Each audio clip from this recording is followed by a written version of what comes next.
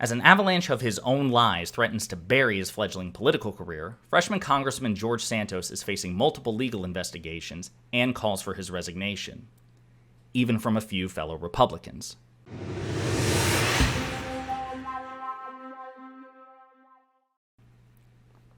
I don't know, folks. Between Kevin McCarthy and George Santos and the fact that I still have a full-time day job, part of me is tempted to devote this channel exclusively to following these two men for the remainder of their careers, because each of them provides like a different viewing angle for the corruption and incompetence of the modern-day Republican Party. I'll think about it. But for the purposes of this video, we're going to shift our focus back to George Santos, the gift that keeps on giving in terms of just laughable, embarrassing Republican scandal, okay? So the New York Magazine, The Intelligencer, keeps like this rapidly updating, this constantly updating article about Santos's lies based on categorization, okay? So it's like a handy primer if you want to keep up to date on the many lies of this pathological liar. So it's probably updating every 15 minutes like a live feed. But for the purposes of this video, I really want to focus on this particular section, which is about what sort of investigations he's facing.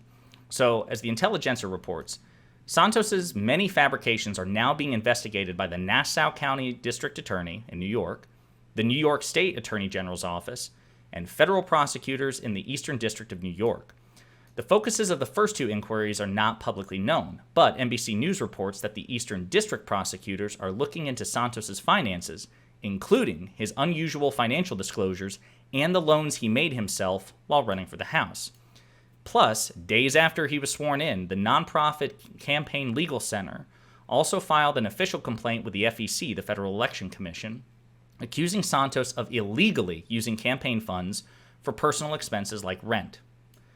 So, I mean, already at the gate, out of the gate, in addition to all the lies he's told about his background, his education, his history of philanthropy, all of which are tacky, and I would argue defrauded his voters, right? Because he told those lies deliberately to create a false image of himself beyond what we typically expect of politicians, right? There's some degree of dishonesty and image politics involved in a career politician's career, but he took it and ran with it. This guy has lied in such a short amount of time that I feel like Donald Trump would even be like, George, you're going entirely too far. You're lying too bigly, George.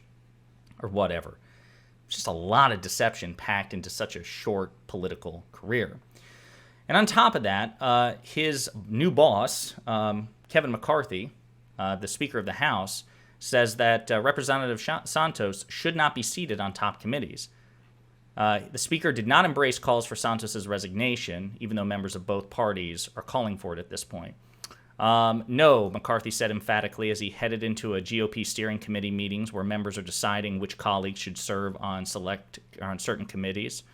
So that was when they asked McCarthy if Santos should be seated on top committees, and McCarthy said no.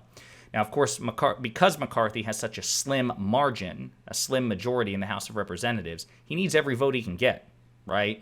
So as much as he may personally despise Santos, or who knows, they might be kindred spirits. He might not care at all about Santos's defrauding of his voters. But the fact remains, even if he did, he needs Santos's vote. So he's not going to, push for him to resign or anything like that. But still, it's kind of humiliating when the fact that the guy you voted for Speaker, right, the guy who needed your vote to become Speaker, right, is also saying, yeah, I'm not calling for him to resign, but I'm not going to give him any top committee assignments. But it gets worse, because in addition to that, there are 4 GOP congressmen who are openly calling for Santos to resign. Republican officials in New York sharply denounced the embattled representatives, even as leaders in Washington have said they will not push him to step down.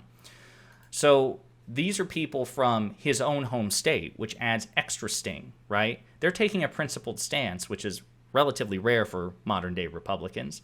And they're saying, like, look, this guy's from our neck of the woods. He's from our state. He doesn't represent the Republican Party. He doesn't represent New York and New York values. He should resign. That has to be particularly humiliating. But in response to that, he went on Twitter and said, I was elected to serve the people of the 3rd New York District, not the party and politicians.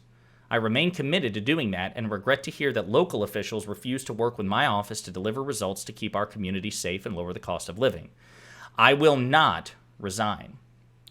And then in response to this, former Republican Congressman Adam Kinzinger said, "No, resign now."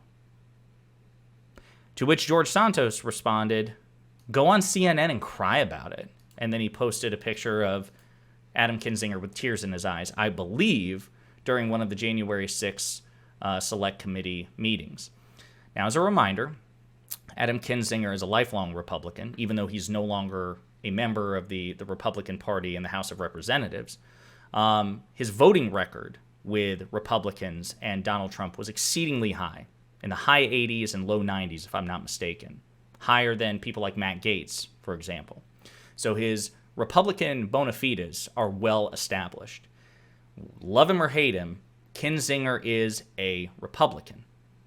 What he's not is a MAGA cultist, and what he is not is relatively dishonest. He's a relatively principled Republican, which is why he served on the House Select Committee, and which is why he chose to resign, in terms of not running for re-election, rather than subordinate himself to a cult.